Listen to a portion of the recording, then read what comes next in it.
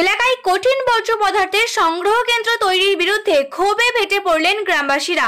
সোমবার ঘটনাটি ঘটেছে গোঘাটের মন্দারণ অঞ্চলের সিংড়াপুর এলাকায়। তাদের অভিযোগ, দীর্ঘদিন ধরে তারা এলাকার উন্নয়ন থেকে বঞ্চিত, অথচ বর্জ্য পদার্থের সংগ্রহ কেন্দ্র তৈরির মতো কাজ এখানে করা হচ্ছে, যা এলাকার মানুষদের ক্ষতি করতে পারে।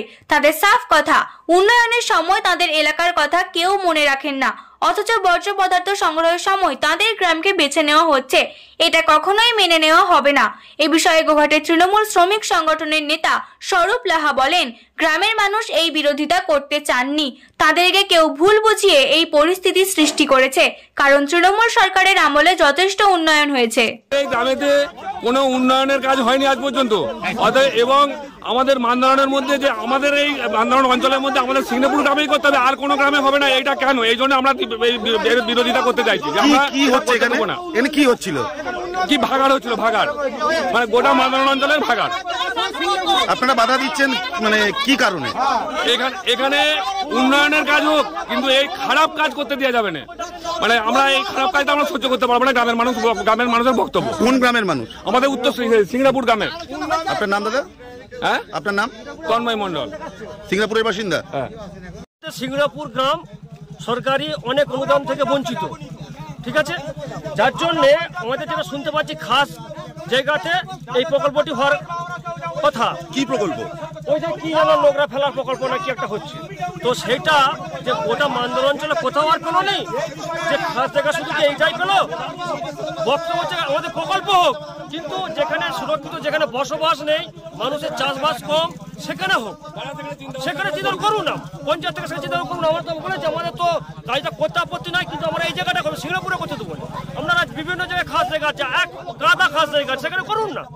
কিন্তু এখানটাতে আজকে বারবার এই পাশে আদিবাসী পাড়া জমিগুলোর কি হাল হবে? আমাদেরকে ভুল বোঝানো হচ্ছে, ভুল বুঝিয়ে তো আমাদের কাজ নাই কিছু। এই কারণে আপনারা বাধা দিচ্ছেন? হ্যাঁ, আমাদের বক্তব্য একটা যে সিঙ্গাপুরে একটা পেরেক পায়নি, সেখানে কেন আমাদের এই জিনিসগুলো করা কি দরকার আছে? জিনিসটাকে হ্যাঁ, দুটো হাই স্কুল আছে, আমরা কি বলবো, আজকে বিগত হাই স্কুলের ছেলেমেয়েরা কাঁচা খাচ্ছে, একটা রাস্তা পর্যন্ত নাই। চলুন রাস্তা দেখাবো আমরা একটা। আপনার নাম দাদা? আমার নাম বাবলু দে, বাড়ি সিংড়াপুর। দেখুন, এটা তো ভাগাড় নয়। এদিক ওদিক প্লাস্টিক যেভাবে পড়ে থাকে বর্জ্য পদার্থগুলো, সেগুলোকে এক কাছে জড়ো করে ফেলার জন্য একটা ব্যবস্থা করা হয়েছে, সরকারি স্কিম। আর উন্নয়ন যে পেরেকও পৌঁছায়নি, এটা হয়তো আমার মনে হয় না এরকম কিছু। কেন কয়েকদিন আগেই ওখানে একটা রাস্তা হয়েছে, বা এই তো নতুন বোর্ড, আস্তে আস্তে সব কিছুই হবে। কিন্তু আজ থেকে যদি 10 বছর কি 15 বছর পিছিয়ে যাওয়া হয়, তখন যে পরিস্থিতি ছিল তার থেকে তো এখন অনেক অনেক বেটার পরিস্থিতি উন্নয়নের দিক দিয়ে। হয়তো ওনাদেরকে কেউ না কেউ বুঝাচ্ছেন যারা উন্নয়ন চাননি, উন্নয়নের বিরোধিতা করেন, এইভাবেই হয়তো ওনাদেরকে বোঝানো হচ্ছে। আমার মনে হয় না যেটা ওনারা করছেন বা ওনাদের সূক্ষ্ম বুদ্ধি থেকে নয়, কারো না কারো প্ররোচনাতে এটা হচ্ছে।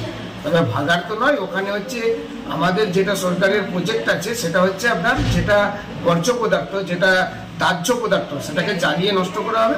যেটা পচনশীল, সেটাকে পচনশীলের মানে কেমিক্যাল দিয়ে সেটাকে পচিয়ে দেওয়া হবে। তাহলে এখানে ভাগাড় বা দুর্গন্ধ এসব কোনো প্রশ্নই নেই। আপনার নাম? স্বরূপ লাহা। আমরা পঞ্চায়েত মেম্বাররা হয়ে এসেছি আপনাদের কাছে, আপনারা প্রতিনিধি আসুন, আপনারা যে কথা বলবে, কিন্তু আপনারা প্রতিনিধি হিসাবে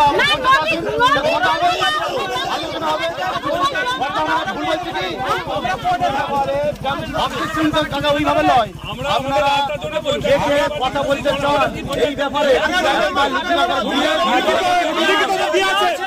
লিখিত দিয়ে আছে, প্রধান সাহেবকে লিখিত দিয়ে আছে।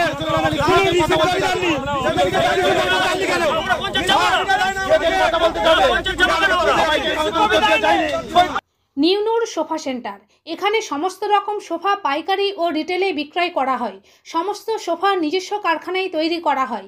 প্রোপাইটার হানিফ হোসেন খাঁ ও রুহুল হোসেন খাঁ, বড়ডোঙ্গল হাটতলা সিনেমা হলের সন্নিকটে, হুগলি। যোগাযোগ 7797170093 এবং 9382003105।